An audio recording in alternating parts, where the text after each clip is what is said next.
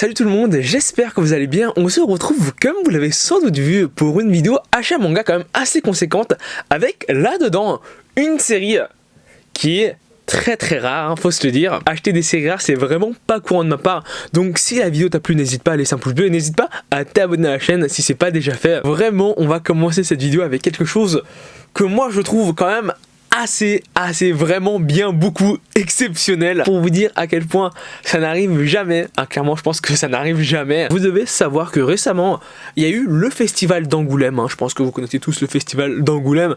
C'est un peu comme la Japan Expo, mais c'est pas vraiment la Japan Expo. Je pense qu'il n'y a même pas raison de faire le comparatif. Mais là-bas, t'as des éditeurs qui appellent des mangaka, et cette année-ci, il y avait quand même des très grands noms du manga. T'avais l'auteur de Gum, et du moins c'est ceux qui m'intéressaient le plus, l'auteur de Bonne Nuit Poun, Inyo Asano. Et moi, comme vous le devinez sans doute, j'y suis pas allé, parce que déjà Angoulême, c'est pas à la porte à côté de Paris, et surtout que j'avais pas grand intérêt d'y aller, si c'était pour choper une dédicace. En plus les dédicaces, si je me trompe pas, c'est par tirage au sort, donc même si t'y vas, t'es pas sûr à 100% d'en avoir une. Pour être franc, j'aime bien les dédicaces, mais de là à faire un trajet aller-retour, plus faire la queue pour l'entrée, plus payer la place, juste pour avoir ça, ça m'intéresse pas vraiment. Et un jour, et si je me trompe pas, c'est le dernier jour du festival d'Angoulême, t'as un abonné qui m'envoie un message qui se dénomme Ed le Fou. Donc salut à toi Ed, gros big up à toi. Je me souviens plus du contenu exact du message, mais il me proposait à l'intérieur de peut-être pouvoir m'envoyer, s'il en avait une deuxième, une dédicace de Inyo Asano qu'il aurait gagné à Angoulême. Comme je l'ai dit, les dédicaces c'est seulement et seulement sur tirage au sort, ce qui rend le truc encore plus chiant. Donc en plein festival, il m'envoie un message, malheureusement j'ai pas pu avoir la dédicace, et je crois que c'est 2-3 heures après, il me dit finalement j'ai eu la dédicace. Et c'est pas lui qui a obtenu la dédicace, c'est sa femme. Ici vraiment ce qui est important pour moi, c'est pas la dédicace de Inyo Asano, mais c'est le fait qu'il y a un abonné qui a pris le temps de faire la dédicace d'un mangaka connu pour me l'envoyer. Et c'est ça qui fait vraiment chaud au cœur. Donc voilà, sans vous faire attendre plus longtemps, le tome de Bonne Nuit Poun avec la couverture que j'ai retirée, mais voici la fameuse dédicace.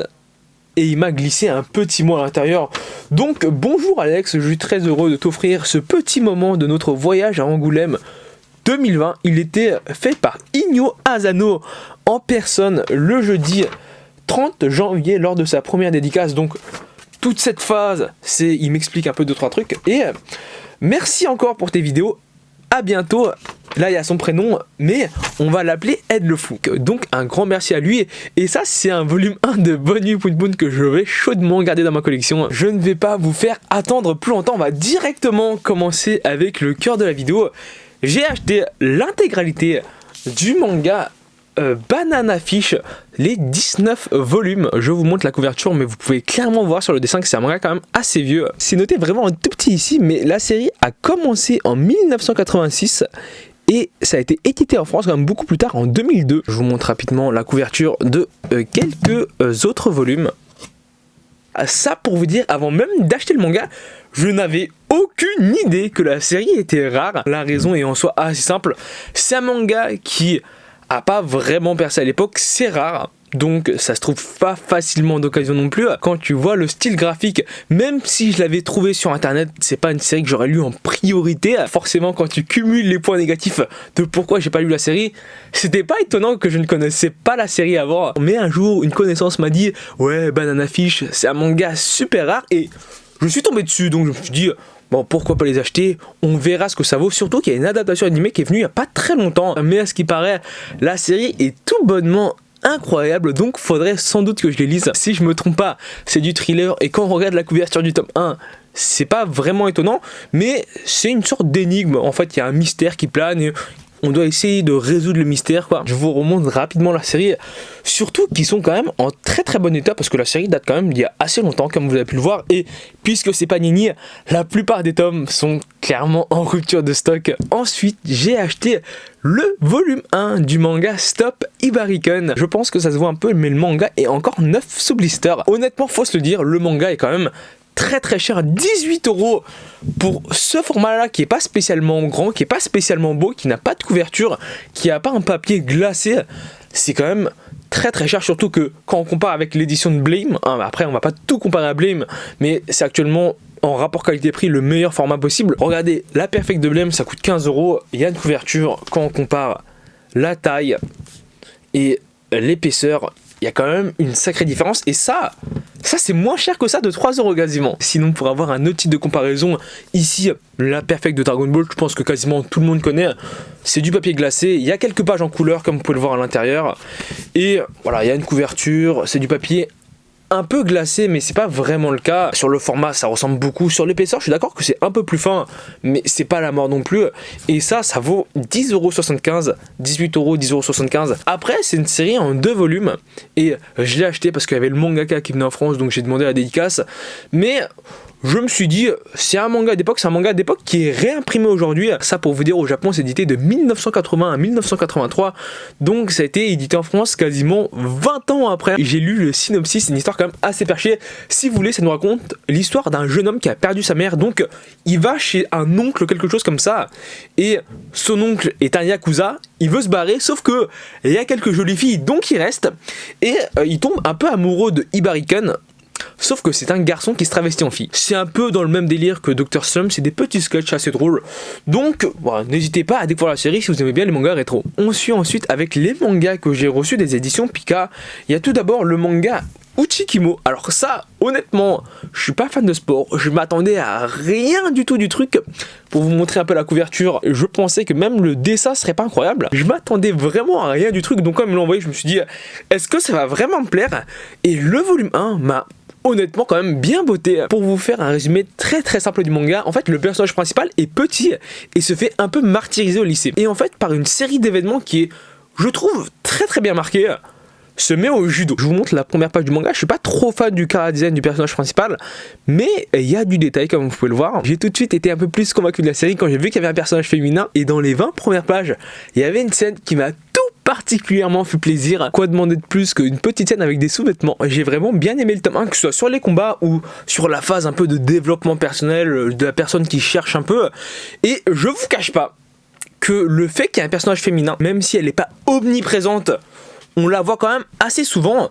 Ça a aussi pas mal joué, et vraiment ma plus grande crainte dans le manga, c'est qu'il délaisse un peu ce côté amoureux pour vraiment se fixer sur le judo, et ça va me poser un peu problème. Et j'ai ensuite reçu le manga Black Shadow. Alors j'aurais pensé qu'il m'aurait envoyé plutôt The Quintessential Quintuplet, mais c'est pas le cas parce que c'est vraiment mon style de manga. Alors Black Shadow, comme je l'ai dit, c'est un peu un mixte entre Black Clover et Naruto. J'ai lu le tome 1 et j'ai vraiment pas été convaincu par la série. Alors c'est pas mauvais, mais je trouve ça quand même assez classique. Là aussi c'est assez drôle, mais de base en fait j'étais pas vraiment motivé à lire le manga, et quand j'ai vu la 4ème de couverture, je vous cache pas, ça m'a tout de suite un peu motivé. Donc déjà pour commencer, graphiquement je trouve que c'est quand même assez moyen. Je vous laisse voir le niveau moyen des planches dans une scène tout à fait classique. Ça c'est une planche qui m'a vraiment pas convaincu sur le niveau graphique.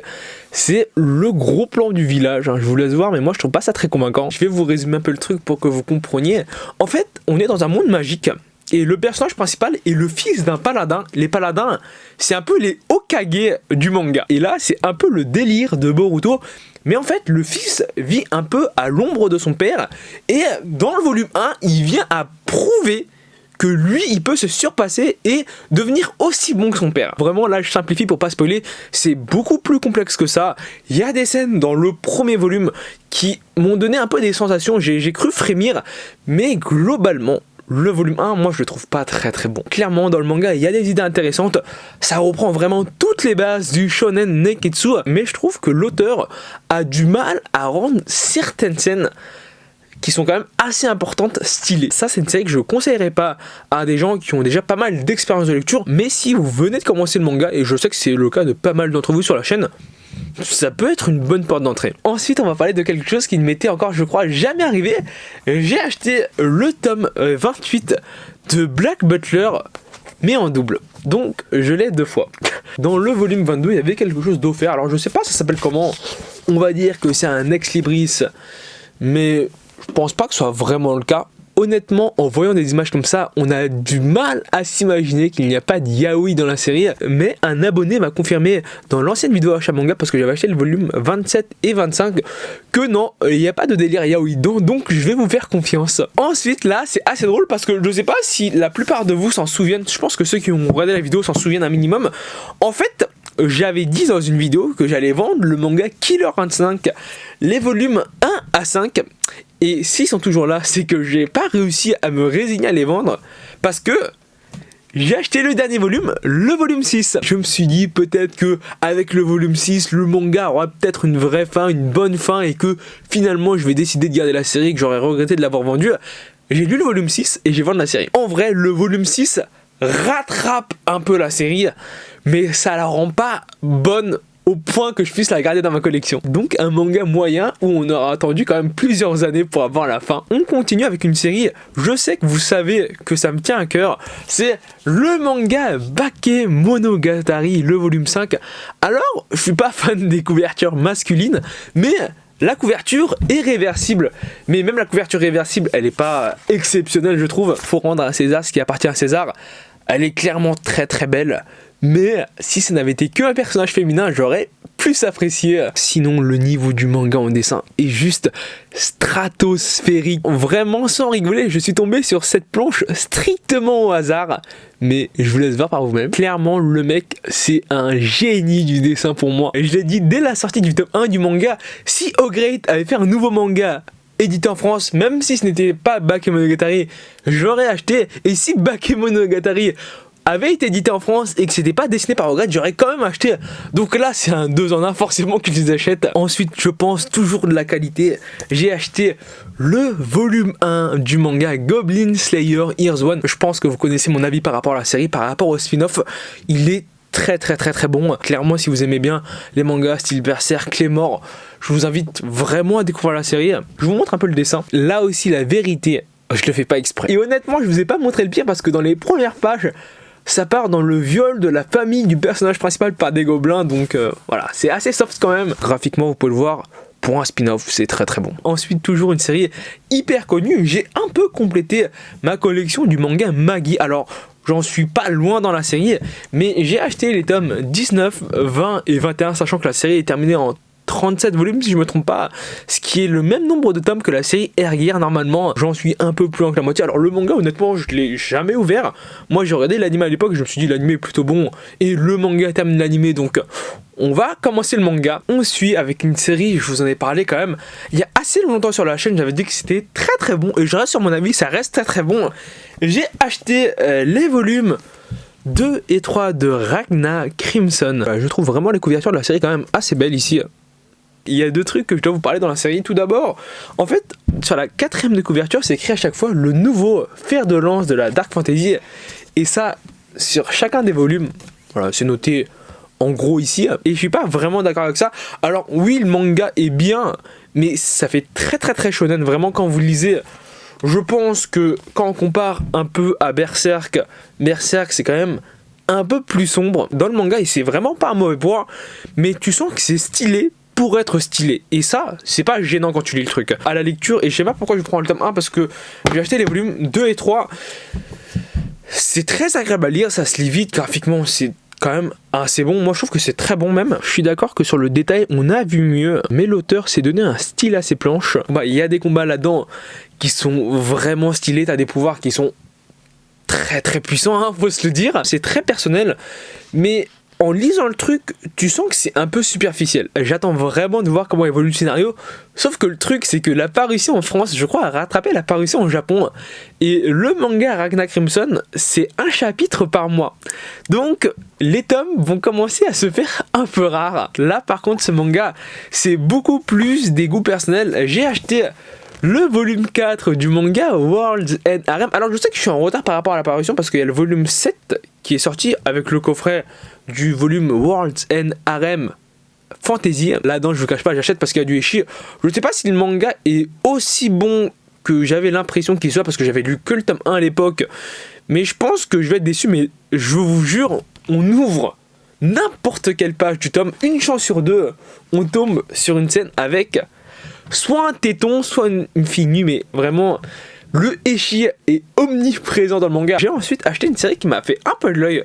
Sauf que c'est édité par Panini et je sais pas si la série va se terminer un jour. J'espère que Panini va pas arrêter la série en plein milieu. C'est le manga Prison Lab. Ici, le scénario m'a quand même pas mal intrigué, donc je me suis dit pourquoi pas acheter la série. En fait, ça nous raconte d'un jeune lycéen qui se fait harcelé pour pas changer d'habitude et un jour il reçoit une lettre avec écrit là-dedans jeu de la prison pour gagner 10 millions de yens, ce qui fait environ 100 000 euros. Et tout ce qu'il doit faire, ça c'est beaucoup quand même, c'est écrit sélectionner une personne, la séquestrer pendant un mois et la personne ne doit pas découvrir ton identité. Donc le personnage principal choisit une fille qui est à l'origine de son harcèlement à lui. Et je me suis dit, oh c'est quand même vachement intéressant. La couverture est assez belle, mais j'ai rapidement feuilleté les dessins à l'intérieur. C'est pas mauvais, mais c'est pas incroyable non plus. Je vous montre, mais comme je vous le dis, ça vole pas bien haut. J'ai trouvé le concept intéressant, donc je me suis dit, je vais découvrir la série. Ce manga-là, quand j'ai découvert le chapitre 1, je pensais pas que j'allais l'acheter. C'est Echoes, les volumes 1 et 2. Je crois qu'actuellement, t'as 3 volumes en cours avec le 4ème qui va pas tarder à sortir. Ça, j'avais découvert le chapitre 1 à la sortie du manga. Et je me suis dit, je trouve pas ça incroyable, mais j'ai vu sur internet, dans les commentaires, on me disait, Echoes, le manga est génialissime. Forcément, si tout le monde dit qu'il est bien, bah il est sans doute pas mal, donc j'ai acheté les volumes 1 et 2 et on verra ce que ça vaut. Et on va terminer cette vidéo avec les volumes 6 et 7 du manga Battle Game in 5 secondes. Donc là aussi j'ai du retard par rapport à la parution parce que c'est 11 volumes. Alors il y en a 10 actuellement, mais je crois que le 11 là aussi va pas tarder à sortir. Pour vous dire mon passif avec le manga, j'avais lu le tome 1 en papier, sauf que le scénario moi m'a hyper intéressé, donc je l'ai lu en scan. Et je crois que actuellement la parution papier est plus loin que ce que j'ai en scan. Donc la série est quand même très très bonne, je trouve, en tout cas pour le genre. C'est un peu comme du Darwin's Game, mais avec du survival dedans. À la lecture, moi j'ai trouvé que c'était quelque chose quand même d'assez bien écrit. Graphiquement, c'est pas trop mal, comme vous pouvez le voir sur la couverture du volume 6. La jaquette reflète pas toujours la qualité du dessin, mais vous pouvez voir que c'est quand même assez bon. Je pense que les gens qui aiment bien les mangas du style Darwin's Game devraient apprécier la série. C'est quand même quelque chose d'assez agréable à lire. La vidéo se termine ici, donc si elle t'a plu, n'hésite pas à laisser un pouce bleu, n'hésite pas à t'abonner, c'est le plus important. Je te dis à la prochaine, salut!